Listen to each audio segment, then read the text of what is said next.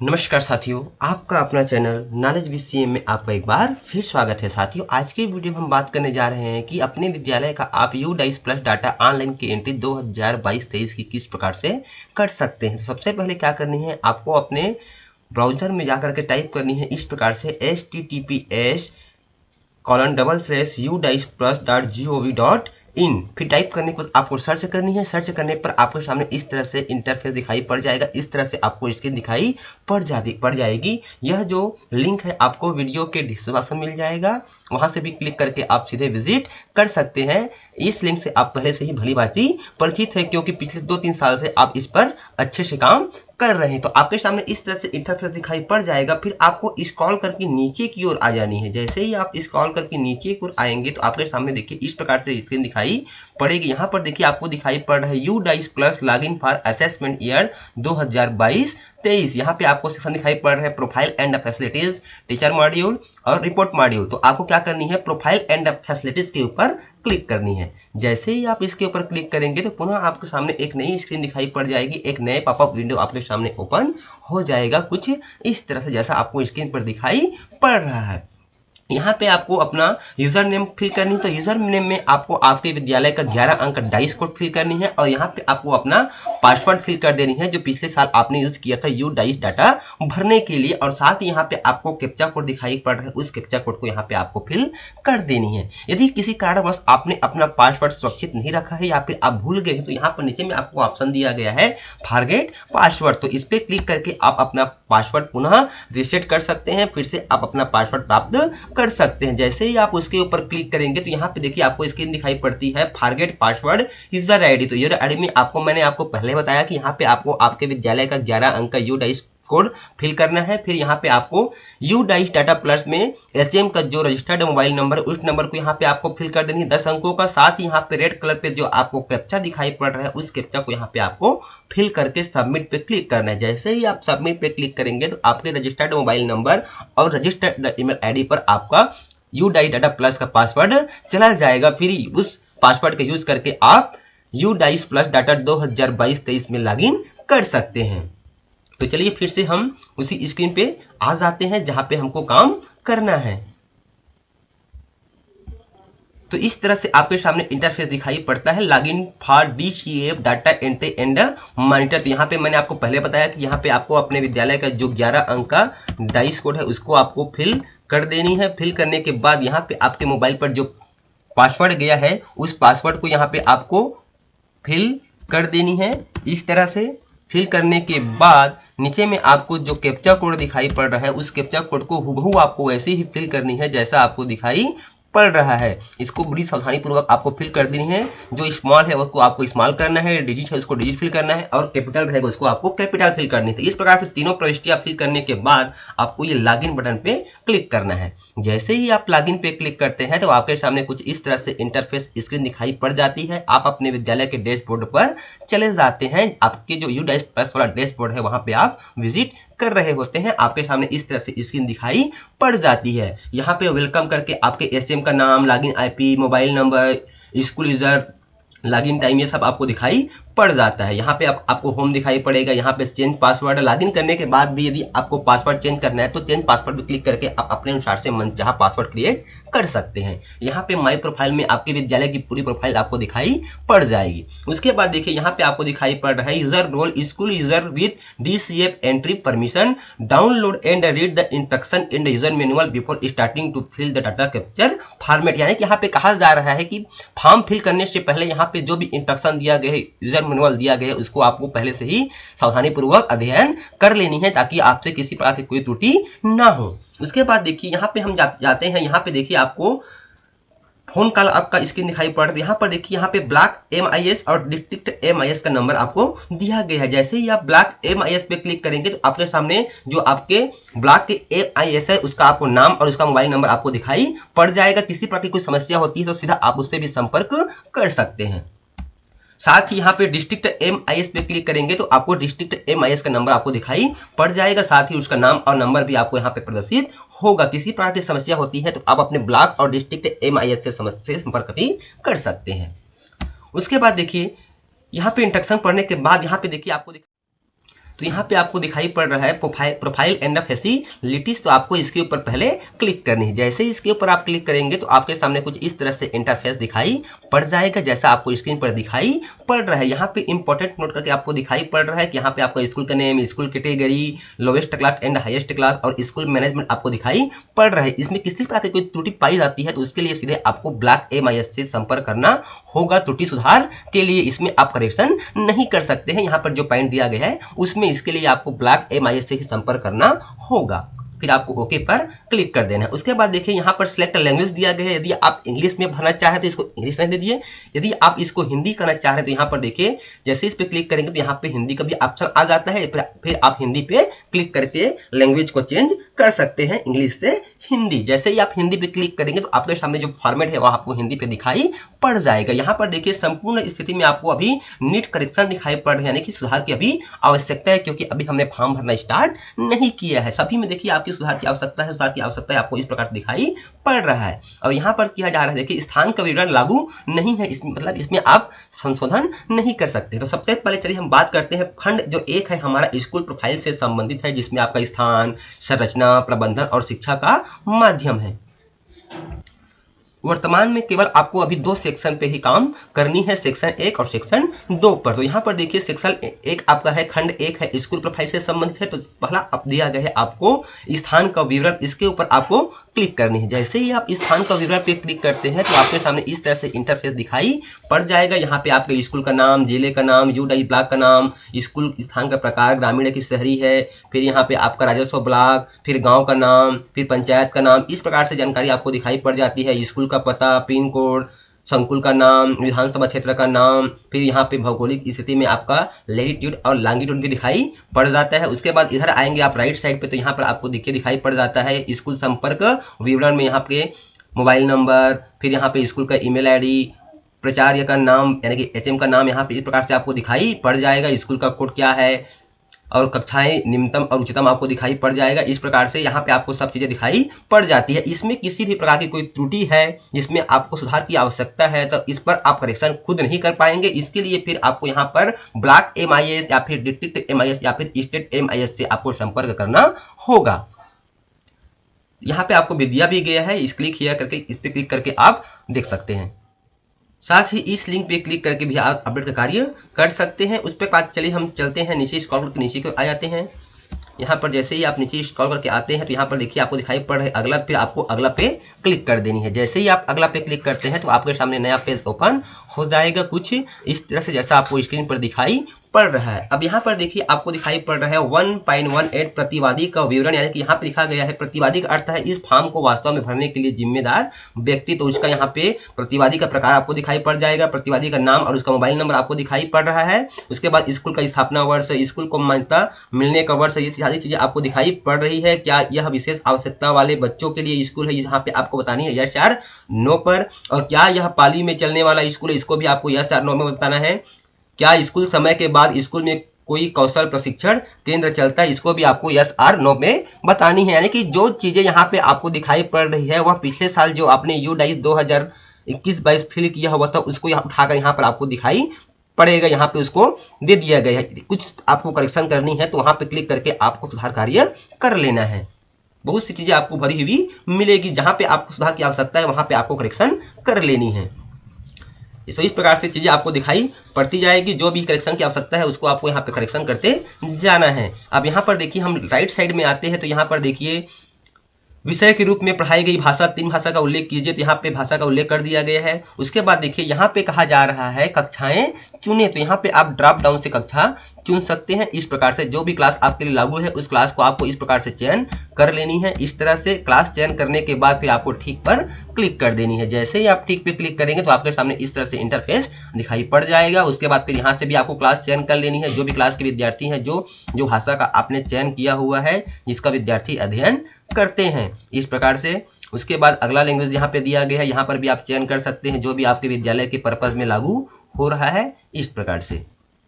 उसके बाद यहाँ पे भाषण ग्रहण करने वाले छात्र की संख्या दी गई है, लड़के लड़कियां और ट्रांसजेंडर। तो यहाँ पे आपको क्लास की दर्ज संख्या वर्तमान सत्र यानी कि 2022-23 की आपको यहाँ पे जानकारी फिल कर देनी है पूरे क्लास का टोटल। अब यहाँ पे चूंकि हमने क्लास 3, 4, 5 की फिल किया तो यहाँ पे हम केवल 3 से लेकर के 5 तक के कुल योग को यहाँ पे हम फिल करेंगे।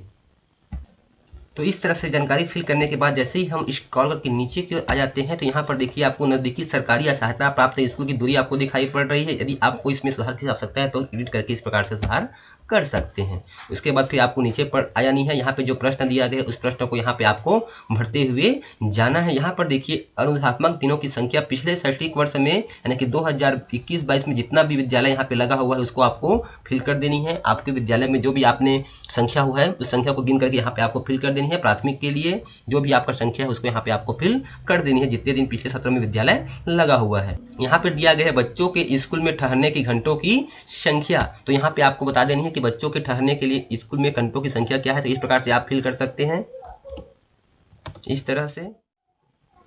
तो इस प्रकार से आप उल्लेख कर सकते हैं बच्चों के ठहरने के लिए घंटे और अध्यापकों के लिए स्कूल में ठहरने के घंटे, कार्य करने के घंटे। उसके बाद नीचे दिया गया है क्या विद्यालय में CCE लागू किया जाता है। इस प्रकार से जो भी जानकारी यहाँ पर दी गई इसका उत्तर आपको हाँ या पर नहीं पर करते हुए जाना है। यहाँ पे बताया गया कि यदि हाँ करते हैं तो वर्ष के दौरान कुल कितने आकलन किए गए उस आकलन की संख्या यहाँ पे इस प्रकार से आपको भर देनी है जो भी आपके विद्यालय के लिए लागू हो रहा है। इस तरह से भरते हुए जाना है। फिर आपके सामने इस प्रकार से स्क्रीन आ जाएगी। फिर अगला ऑप्शन दिया गया कि शैक्षणिक सत्र कब से शुरू होता है। तो इसको ड्रॉप डाउन से आपको बता देनी है कि कब से शुरू होता है इस प्रकार से। उसके बाद फिर आपको जमा करें और अगला पे क्लिक कर देना है। जैसे ही आप जमा करें और अगला पे क्लिक करेंगे तो आपके सामने पूरी इस तरह से स्क्रीन आ जाएगी। नेक्स्ट पेज आपके सामने ओपन हो जाएगा जैसा कि आपको स्क्रीन पर दिखाई पड़ रहा है। अगला प्रश्न पूछता है कि क्या आंगनबाड़ी केंद्र स्कूल के परिसर में स्थित है। तो आपको हाँ या नहीं बतानी है। हाँ है तो आपको हाँ करनी है। फिर यहाँ पे आपको आंगनबाड़ी केंद्र का कोड क्रमांक, यहाँ पे कुल कितने लड़के हैं कितनी लड़कियां हैं इसको आपको बता देनी है। और क्या आंगनबाड़ी का कार्यकर्ता जो है बाल शिक्षा में प्रशिक्षित है इसको भी आपको यस और नो में बताना है। क्या आंगनबाड़ी में पर्याप्त शैक्षिक खिलौने, कठपुतली, खेल, बोर्ड गेम आदि है। हाँ या नहीं इसको इसका जवाब आपको हाँ या नहीं पर दे देनी है इस तरह से। तो यहाँ पे आपको संख्या बता देनी है और यहाँ पे आंगनबाड़ी केंद्र का कोड या फिर आपको नाम फिल कर देनी है। और यहाँ पे लड़के लड़कियां अलग अलग संख्या आपको फिल करना है। यदि 2 या 3 आंगनबाड़ी तो आपकी संख्या आपको इस प्रकार से अलग अलग फिल कर देनी है। उसके बाद क्या बालवाटिका सह स्थित आंगनबाड़ी स्कूल में प्रारंभ की जा रही है। यदि आपके विद्यालय में बालवाड़ी संचालित है आपको हाँ करना है, अन्यथा आपको नहीं कर देनी है इस प्रकार से। फिर अगला दिया गया है क्या कोई स्कूल से बाहर वाले बच्चे स्कूल में नामांकित है और है तो विशेष प्रशिक्षण ले रहे हैं। तो इसको भी आपको हाँ या नहीं में जवाब दे देनी है इस प्रकार से। यदि यहाँ पे हाँ होगा तो यहाँ पे आपको संख्या भी आपको बतानी है अलग अलग बॉय और गर्ल की। उसके बाद वर्तमान वर्ष में उपचारात्मक शिक्षण ले रहे विद्यार्थियों की संख्या आपको बता देनी है कि कितने विद्यार्थियों को आपके विद्यालय में उपचारात्मक शिक्षण दिया जा रहा है वर्ष 2022-23 में। और शिक्षा में सुधार या वृद्धि के लिए कक्षाओं में भाग लेने वाले जो विद्यार्थी संख्या है उसको आपको इस प्रकार से बता देनी है। फिर गत शैक्षणिक वर्ष 2021-22 के दौरान स्कूल के दौरों का विवरण आपको बताना है कि शैक्षणिक निरीक्षकों की संख्या यहाँ पर टोटल आपको फिल कर देनी है। फिर यहाँ पे CRC समन्वयक द्वारा दौरों की संख्या कितनी है, विकासखंड स्तर के अधिकारी की संख्या कितनी है और जिला या फिर राज्य स्तर के अधिकारियों की दौरों की संख्या कितनी है, इसको आपको अलग अलग फिल करते हुए जाना है। फिल करने के बाद जैसे ही आप फिर से राइट साइड जाते हैं टॉप की ओर तो यहाँ पे आपको बताया जा रहा है कि क्या RT मानदंडों के अनुसार स्कूल प्रबंधन समिति का गठन किया गया है। तो आपको हाँ या नहीं का जवाब दे देनी है इस प्रकार से। उसके बाद यदि क या ख में हाँ है तो यहाँ पे आपको संख्या बतानी है कि पिछले वर्ष SMC की कुल कितने बैठकें आयोजित की गई थी और क्या उसमें शाला विकास योजना तैयार की गई है, इस चीज़ को आपको बता देनी है। यदि हाँ तो यहाँ पे आपको वर्ष का उल्लेख कर देनी है कि कौन से वर्ष में शाला विकास योजना आपने तैयार करने के लिए SMC द्वारा प्रस्ताव पारित किया गया है। इस प्रकार से क्या स्कूल निर्माण समिति का गठन किया गया है या अकादमिक समिति का गठन किया गया है। इस प्रकार से जवाब आपको हाँ या नहीं में देते हुए जाना है। और कितने PTM बैठक आयोजित की गई थी उसकी संख्या आपको यहाँ पे भर देनी है। यदि वहाँ पे आपने इस प्रकार से PTA का गठन किया हुआ है तब की स्थिति में क्या स्कूल सार्वजनिक वित्तीय प्रबंधन प्रणाली यानी कि PFMS के तहत पंजीकृत है। यहाँ पे आपके सभी विद्यालय हाँ आएंगे क्योंकि सभी विद्यालय में PFMS संचालित है। क्या स्कूल में बहुकक्षा कक्ष है, यदि हाँ है तो आपको हाँ करने थे, फिर नहीं कर देनी है इस प्रकार से। यदि हाँ होगा तो फिर यहाँ पे आपको कक्षा चुननी है और यहाँ पे उसकी फिर संख्या भी आपको अलग अलग बता देनी है। उसके बाद हम स्क्रॉल करके नीचे की ओर आते हैं तो यहाँ पे पूछा है कि क्या स्कूल किसी स्कूल परिसर का भाग है? यदि हाँ तो आपको हाँ कर, तो इस प्रकार से आपको इसका जवाब हाँ या नहीं पर देते हुए चले जाना है। फिर आपको स्क्रॉल करके नीचे को आ जानी है। यहाँ पर देखिए आपको क्या स्कूल ने एक भारत श्रेष्ठ भारत अभियान के तहत कोई गतिविधि शुरू की है? यदि की है तो आपको हाँ करना है, अन्यथा फिर नहीं करनी है। इसके लिए एक विस्तृत कार्यक्रम पिछले वर्ष संचालित किया गया था। उसके बाद फिर आपको जमा करें और अगला पे फिर से क्लिक कर देनी है। तो जैसे ही आपको जानकारी वह सेव हो जाएगा और आपके सामने नेक्स्ट पेज ओपन हो जाता है कुछ इस तरह से। अब यहाँ पे देखिए बेसिक प्रश्न पूछा है कि क्या निःशुल्क पाठ्य पुस्तकों का पूरा सेट प्राप्त हुआ है? तो आपको हाँ कर देनी है। कब प्राप्त हुआ है इसको आपको यहाँ पर बता देनी है इस तरह से। क्या प्रत्येक ग्रेड के लिए टीएलएम सामग्री है? इसको भी आपको बता देनी है इस प्रकार से। यदि हाँ तो भाषा के लिए मुख्य टीएलएम प्रदान करने वाले बच्चों की संख्या आपको इस प्रकार से बता देनी है। गणित के लिए कितने बच्चों है इस प्रकार से आपको संख्या बता देनी है। फिर क्या गत वर्ष शैक्षणिक वर्ष में श्रेणीबद्ध सप्लीमेंट्री समाप्ति प्राप्त हुई थी? इसको आपको बता देनी है यस या फिर नो पर इस प्रकार से। यदि हाँ तो श्रेणीबद्ध अनुपूरक सामग्री की संख्या आपको फिल कर देनी है। स्कूल में कुल कितने पुस्तक है पुस्तकालय में, उसकी संख्या आपको इस प्रकार से बता देनी है। फिर कहा गया है कि उस कक्षा के बच्चों द्वारा पुस्तकालय की पुस्तकों को उधार लेने या पढ़ने के लिए संख्या रजिस्टर को देखते हुए आपको संख्या बता देनी है इस प्रकार से। फिर उसके बाद कहा जा रहा है कि दिए गए वर्ष में अपने बच्चों द्वारा प्राप्त किए जाने वाले सीखने के परिणामों के बारे में स्कूल द्वारा माता पिता को संचार की संख्या यानी कि कितने बार बालकों से संपर्क किया गया है शिक्षकों द्वारा, उसकी संख्या यहाँ पे आपको दे देनी है। या माता पिता या स्वयं सेवक सक्रिय रूप से कार्यात्मक साक्षरता और संख्यात्मकता यानी कि FLN प्राप्त करने के लिए स्कूल का समर्थन में शामिल है? तो इसको आपको बतानी है हाँ या फिर नहीं में। क्या स्कूल में सहकर्मी सीखने की शुरुआत की गई है? इसको भी आपको बता देनी है। खिलौना सामग्री इसको भी आपको बता देनी है यस आर नो पर। यहाँ पर भी आपको यस आर नो पर बता देनी है। यदि हाँ तो उस माह का उल्लेख करें जिसमें वर्तमान शैक्षणिक सत्र में छात्रों को यूनिफॉर्म प्रदान की गई है, तो इसकी संख्या भी आपको इस प्रकार से फिल कर देनी है। फिर आपको जमा करें और अगला पे क्लिक करना है। जैसे ही आप जमा करें अगला पे क्लिक करते हैं तो जो भी जानकारी आपने फिल की है वह सबमिट हो जाएगी और नेक्स्ट पेज आपके सामने इस तरह से ओपन हो जाएगा। यहाँ पे कहा जा रहा है कि गत शैक्षणिक वर्ष 2021-22 में बनाए गए मापदंड संदर्भित मदों की संख्या। यहाँ पे देखिए क्या इस स्कूल शिक्षकों ने शिक्षण और सीखने के लिए शिक्षण सहायक उपकरण या फिर सामग्री बनाए हैं? तो आपको बता देनी है class wise yes or no पर आपको इस तरह से फिल करते हुए जाना है। बनाया गया तो आपको हाँ करना है, अन्यथा आपको नहीं पर क्लिक कर लेनी है। क्या स्कूल सक्रिय रूप से शैक्षणिक संवर्धन गतिविधियों जैसे कि परियोजना, समूह कार्य, पोर्टफोलियो इस प्रकार से जो भी गतिविधि करवाता है, तो इसमें आपको भी यस आर नो पर इसका जवाब आपको कक्षा वाइज देते हुए चले जाना है इस तरह से। उसके बाद कहा जा रहा है कि सीखने के परिणामों में पहचाने गए हार्ड स्पॉट की संख्या कितनी है? यहाँ पे कक्षा वाइज आपको संख्या फिल कर देनी है। उसके बाद नीचे में दिया गया है साइबर सुरक्षा पर उन्मुखीकरण प्राप्त करने वाले छात्रों की संख्या। यहाँ पे आपको कक्षा वाइज संख्या बता देनी है और मनोसामाजिक पहलुओं पर प्रशिक्षण प्राप्त करने वाले छात्राओं की संख्या भी आपको कक्षा वाइज यहाँ पे संख्या फिल कर देनी है। फिल करने के बाद फिर आपको नीचे स्क्रॉल करके आ जानी है और जमा करें और अगला पे फिर से आपको क्लिक कर देनी है। तो आपके सामने अगला पेज ओपन हो जाएगा कुछ इस तरह से। साथियों हो सकता है कि वीडियो कुछ लंबा बने, लेकिन हम यहाँ पर बारीकी से हर चीज को समझाने का प्रयास कर रहे हैं। फिर अगला ऑप्शन आ जाता है खंड 1B सुरक्षा संबंधी है। यहाँ पर भी आपको हाँ या नहीं पे दिया गया है, इसको भी आपको चेक कर लेनी है। उसके बाद फिर नीचे स्क्रॉल करके आपको नीचे की ओर आ जानी है। नीचे की ओर आने के बाद यहाँ पे आपको ऑप्शन देता है PGI संकेतक राज्य। क्या स्कूल ने कुल कार्य दिवसों के मुकाबले मध्याह्न भोजन की व्यवस्था की है? तो यहाँ पे आपको यस और नो पे क्लिक कर देनी है। यदि हाँ तो एक स्कूल में परोसे जाने वाले मध्याह्न भोजन की कुल दिवसों की संख्या यहाँ पे आपको कुल संख्या फिल कर देनी है। जितने दिन आपने विद्यालय में बच्चों को MDM खिलाया है उसकी संख्या यहाँ पे आपको बता देनी है। यहाँ पे हम केवल एग्जाम्पल के लिए फिल कर रहे हैं, आप अपने विद्यालय की स्थिति में वास्तविक संख्या आपको फिल कर देनी है। शिक्षकों की संख्या जिनके पास आधार है उनकी संख्या आपको बता देनी है। क्या स्कूल का मूल्यांकन पूरा कर लिया गया है? इस प्रकार से हाँ या नहीं पे आपको बता देनी है। फिर अगला क्वेश्चन आपको दिया गया है PGI संकेतक जिला लेवल का, यह होगा राज्य लेवल का और यह है जिला लेवल का। तो इस प्रकार से इसकी भी आपको यस और नो पर क्लिक कर देना है। फिर यहाँ पे अन्य संकेतक दिए गए हैं। क्या स्कूल के सभी स्कूलों के शिक्षक दीवार पर तस्वीरें प्रदर्शित की गई है? इसको भी आपको यस या नो कर देनी है। क्या विद्यालय ने विद्या प्रवेश मॉड्यूल यानी कि रेडीनेस कार्यक्रम, तो इसकी भी आपको यस और नो पर क्लिक कर देनी है। क्या स्कूल में इलेक्ट्रॉनिक रूप से छात्रों की उपस्थिति दर्ज की जाती है? इसको भी आपको यस और नो कर देनी है। क्या स्कूल में शिक्षकों की उपस्थिति इलेक्ट्रॉनिक रूप से इलेक्ट करने की व्यवस्था है? क्या स्कूल में युवा क्लब का गठन किया गया है? क्या स्कूल में पर्यावरण क्लब का गठन किया गया है? क्या स्कूल के सभी शिक्षकों को पहचान पत्र जारी किए गए हैं?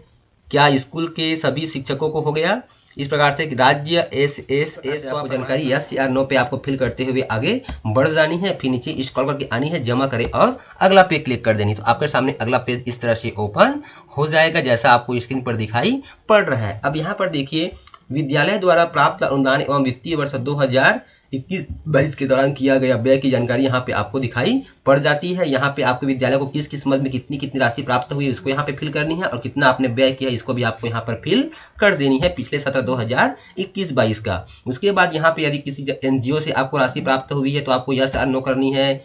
इस प्रकार से आपको यस और नो पे जानकारी फिल करते हुए आगे बढ़ जानी है इस तरह से। उसके बाद क्या स्कूल निम्नलिखित के लिए संपत्ति इन्वेस्टी रजिस्टर का रख रखाव करता है, इसको भी आपको बता देनी है। ICT मत के लिए करता है कि नहीं करता है, इस प्रकार से आपको यस और नो पे जवाब देते हुए आगे प्रोसीड कर लेनी है। इस तरह से जमा करें और अगला पे फिर आपको क्लिक करनी है, जानकारी भरते हुए आपको जानी है। उसके बाद अगला स्थिति आ जाता है कि स्कूल में भौतिक सुविधाएं और उपकरण, स्कूल भवन की स्थिति क्या है, गवर्नमेंट है क्या है, इस प्रकार से आपको बता देनी है। कुल स्कूल में कितने कमरे हैं, इस प्रकार से आपको आगे बढ़ते हुए इसको फिल करते हुए जाना है। उसके बाद जीर्ण शीर्ण वाले जो कमरे हैं उसकी संख्या यहाँ पे आपको बता देनी है। किसी प्रकार के निर्माण है तो उसकी संख्या आपको इस प्रकार से बता देनी है। उसके बाद फिर आपको जमा करें और अगला पे क्लिक करना है। तो आपके सामने फिर अगला पेज ओपन हो जाएगा कुछ इस तरह से जैसा कि आपको स्क्रीन पर दिखाई पड़ रहा है। उसके बाद देखिए यहाँ पे आपको शौचालय की सुविधा आपको दिखाई पड़ रही है, यहाँ पर भी आपको बता देनी है यस और नो पर क्या स्थिति है शौचालय और मूत्रालय की। इस प्रकार से यहाँ पे आपको संख्या बताते हुए आगे बढ़ जानी है। इस तरह से जो भी जानकारी आपके विद्यालय की लागू होता है उसको आपको यस और नो पर आपको बताते हुए आगे बढ़ जानी है। तो साथियों जानकारी भरने के लिए आपको किसी प्रकार की कोई हड़बड़ी करने की जरूरत नहीं है। आराम से आपको प्रश्न को पढ़ते हुए इसका उत्तर आपको अंकित करना है। ये नहीं कि 5 मिनट पे हमको काम निपटा लेना है, ऐसे वाले काम आपको बिल्कुल नहीं करने हैं, क्योंकि यही जानकारी आपके राज्य स्तर से नेशनल लेवल पर जाती है और इसी के आधार पर विद्यालय की जानकारी अपडेट होती है। तो इस प्रकार से आपको जानकारी को बहुत अच्छे से सावधानीपूर्वक फिल करते हुए जाना है, किसी भी पार्ट में गलत जानकारी आपको फिल नहीं करनी है। तो इस प्रकार से आपके सामने फिर नेक्स्ट पेज आ जाता है, यहाँ इसके आपको स्क्रीन पर दिखाई पड़ रहा है। यहाँ हमारा भाग का है स्कूलों में भौतिक सुविधाएं और उपकरण। तो यहाँ पे आपको बता देना है जानकारी यस और नो पर आपको इस प्रकार से जानकारी फिल करते हुए आगे जानी है। फिर यहाँ पर देखिए ऑडियो विजुअल सार्वजनिक प्रणाली जो भी है आपको यहाँ पे बता देनी है। बायोमेट्रिक दिवाई उपकरण यस है कि नहीं यहाँ पे आपको बता देनी है। इस प्रकार से जो भी जानकारी है यहाँ पर देखिए ये जो केवल उच्च माध्यमिक वर्ग के लागू होगा, प्राइमरी के लागू नहीं होता है। फिर आपको पुनः जमा करें और अगला की ओर आगे बढ़ जाना है। फिर आपके सामने इस तरह से इंटरफेस दिखाई पड़ जाएगा जैसा आपको स्क्रीन पर दिखाई पड़ रहा है। यहाँ पर देखिए जो भी जानकारी है इसको आपको आपके विद्यालय के मामले में भरते हुए जाना है। जो भी जानकारी आपके विद्यालय में उपलब्ध है उसको आपको यस करनी है, अन्यथा आपको नहीं करते हुए आगे बढ़ जानी है इस तरह से। उसके बाद पुनः आपको जमा करे पे क्लिक कर देना है। जैसे ही जमा करे पे क्लिक करेंगे तो आपकी जो बेसिक जानकारी है वह आपका सफलतापूर्वक कंप्लीट हो जाएगा। जैसे यहाँ पर देखिए सम रिक्वायर्ड फील्ड मिसिंग, जैसे कुछ जानकारी यदि आपकी छूट जाती है तो यहाँ पे सम रिक्वायर्ड फील्ड मिसिंग करके आपको रेड में एरर आएगा। तो फिर से आपको चेक कर लेने की कौन सी जानकारी आपका छूट गया है। इस तरह से यहाँ पर देखिए यहाँ पर दिखाई पड़ रहा है। तो इस प्रकार से कोई भी जानकारी यदि छूट जाती है तो आपको इस प्रकार से दिखाई पड़ जाएगा। तो यहाँ पे आपको चेक कर लेनी है कि कोई जानकारी आपसे भूलवश छूट तो नहीं गई है। फिर आपको जमा करे पर क्लिक करना है। जैसे ही आप जमा करे पे क्लिक करेंगे तो आपके सामने पुनः इस प्रकार से इंटरफेस दिखाई पड़ जाएगा जैसा आपको स्क्रीन पर दिखाई पड़ रही है।